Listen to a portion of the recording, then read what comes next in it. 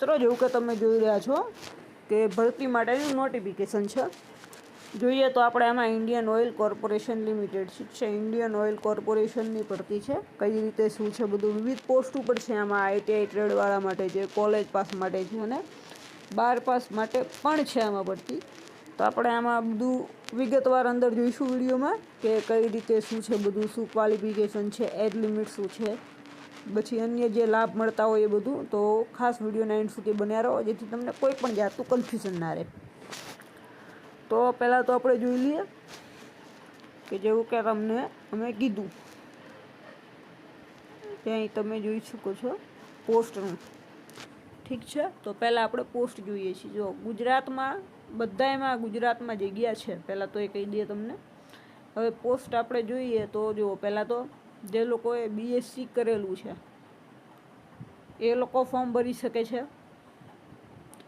બીજું, matric with ITI in fitter trade. જો ITIમાં તમે ફિટરનો કોર્સ કરેલો છે તો ફોર્મ ભરી શકો છો. એના સિવાય આગળ જોઈએ તો 3 યર ડિપ્લોમા ઇન કેમિકલ. ઠીક છે, તો કે કેમિકલ એન્જિનિયરિંગ કે પછી પેટ્રોકેમિકલ, કેમિકલ ટેકનોલોજી કે રિફાઇનરી એન્ડ પેટ્રોકેમિકલ એન્જિનિયરિંગ, આમાંથી કોઈ પણ કરેલું હોય તો પણ ફોર્મ ભરી શકો છો. મિકેનિકલ એન્જિનિયરિંગ હશે તો પણ ચાલશે ફોર્મ માટે. પછી જુઓ તો ઇલેક્ટ્રિકલ એન્જિનિયરિંગ કે પછી diploma in electrical and electronic engineering. Next જુઓ તો 3 year diploma in instrumentation engineering, instrumentation and electronics, instrumentation and control engineering. ઠીક છે, આમાંથી કોઈ પણ કરેલું હોય તો. હવે આગળ આપણે જોઈશું સારી જે વધારે સારી પોસ્ટ છે એમાં તમે જુઓ તો સેક્રેટરીયલ આસિસ્ટન્ટની પોસ્ટ છે. ઠીક છે, જે સેક્રેટરીયલ આસિસ્ટન્ટ BCom વાળાને મોસ્ટ ખબર પડતી હશે, જેમાં BA, BCom, BSc આ ત્રણમાંથી કોઈ પણમાં તમે કરેલું હોવું જોઈએ. નેક્સ્ટ, એકાઉન્ટન્ટ, તેમાં તમે BCom પાસ હોવા જોઈએ. એના પછી છે ડાટા એન્ટ્રી ઓપરેટર, 12 પાસ ઉપર છે. પછી એ સિવાય બીજું ડાટા એન્ટ્રી ઓપરેટરનું છે જેમાં 12 પાસ અને સાથે કોમ્પ્યુટરનું સર્ટી માંગેલું છે. એટલે કે જેમાં તમે જોઈ શકો છો કે 12 પાસ ઉપર ડાટા એન્ટ્રી ઓપરેટરની પોસ્ટ છે. એ સિવાય કોલેજ ઉપર એકાઉન્ટન્ટની છે.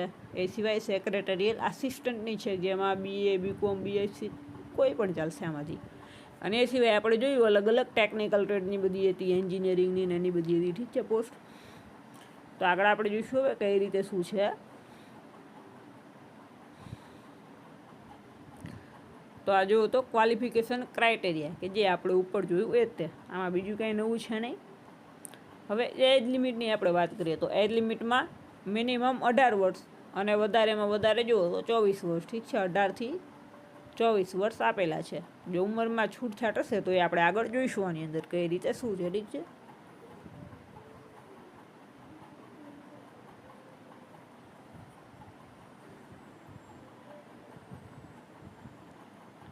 હવે નેક્સ્ટ આપણે આમાં જોઈએ છીએ ઓફર ઓફ એન્ગેજમેન્ટ. મતલબ કે આ જે છે એપ્રેન્ટિસશીપમાં ભરતી છે. અને એપ્રેન્ટિસશીપમાં તમે જોયું અમુક જે છે 15 મહિના માટે છે અને અમુક 12 મહિના માટે, 1 વર્ષ માટે છે. ઠીક છે, અને સ્ટાઇપેન્ડ જે છે ગવર્મેન્ટના રૂલ મુજબ છે. પણ આ સાથે અન્ય તમે લાભો જુઓ તો લાભ બધા મળશે કે વર્ષની તમને 32 જનરલ રજાઓ મળે, 8 બીજી રજા મળે, એ સિવાય 12 કેઝ્યુઅલ લીવ મળે. તો આટલી તમને રજાઓને એવું બધી, અને તહેવારોની રજા મળે એ અલગથી. સાથે એક્સિડન્ટનું ઇન્સ્યોરન્સ હોય છે. ઠીક છે, બાકી બીજું કાંઈ આમાં છે નહીં નવું. બાકી તો ફોર્મ ભરવાની પ્રોસિજરનું એનું છે. તો ફોર્મ ભરવાની વેબસાઇટ તમે જોઈ શકો છો www.iocl.com. ઠીક છે, આ વેબસાઇટ છે જેના ઉપર ઓનલાઈન ફોર્મ ભરવાનું આવશે અને અન્ય બીજી માહિતી પણ આ વેબસાઇટ ઉપર તમને મળી રહેશે.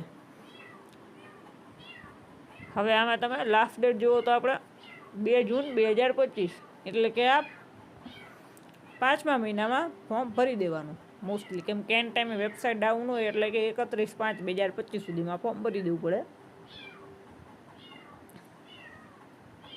બાકી બીજું કંઈ નવું નથી. અહીંયા આગળ બધા યુનિટ લખેલા છે પણ યુનિટ સાથે આપણે કંઈ એટલું લેવા દેવા છે નહીં. કેમ કે મોસ્ટ ગુજરાતમાં તો બધામાં જગ્યા છે તે તમામ પોસ્ટમાં. એટલે આની આપણે કોઈ જરૂર રહેતી નથી અહીંયા આગળ. તો મેન જે હતું એ આપણે બધું જોઈ લીધું. હવે લાસ્ટ આપણે ઉંમરમાં જે છૂટછાટ મળે એ જોઈ લઈશું આપણે, કે એજ લિમિટ આપણે આગળ જોઈ હતી 18 થી 24 વર્ષ. હવે જે SC ST વાળા છે એમને 5 વર્ષની છૂટ મળે છે, ઠીક છે. અને એ સિવાય OBC વાળાને 3 વર્ષની મળશે. આ જે મેન હતું એ આપણે જોઈ લીધું. એટલે ઉંમર મર્યાદામાં તમે જુઓ તો ટોટલ SC ST વાળા 29 વર્ષ સુધી ફોર્મ ભરી શકે છે, અને જે OBC વાળા જે છે એ 27 વર્ષ સુધી મેક્સિમમ, ઠીક છે. અને ઓછામાં ઓછી ઉંમર આપણે જોઈ લીધી 18 વર્ષની છે. બીજું કંઈ નવું છે નહીં. મેન આપણે બધું જોઈ લીધું. બાકી સિલેક્શન પ્રોસેસમાં જે આવશે એ એક્ઝામને ઇન્ટરવ્યૂને જ આવશે. બીજું કંઈ આમાં નવું છે નહીં. અને આવી જ માહિતી માટે એન્ડ સુધી આ ચેનલ સાથે બન્યા રહો. તમે વિડીયો ગમ્યો હોય તો લાઇક કરો, શેર કરો, ચેનલ સબસ્ક્રાઈબ કરો, જેથી તમને આગળ આવા બધા વિડીયોની માહિતી મળી રહે. જય હિન્દ, જય ભારત.